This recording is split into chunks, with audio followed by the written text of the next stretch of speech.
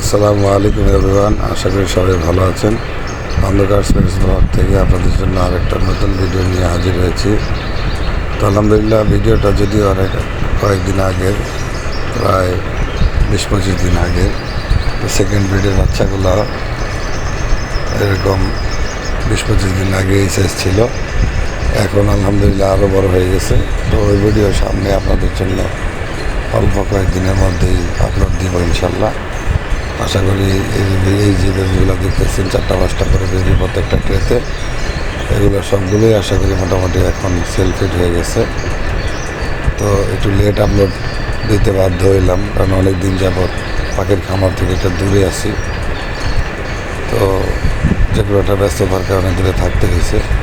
দোয়া করেন সবাই যেন আবার নতুন নতুন ভিডিও নিয়ে আপনাদের সামনে হাজির হইতে পারি। আসসালামু আলাইকুম ওয়া রাহমাতুল্লাহ।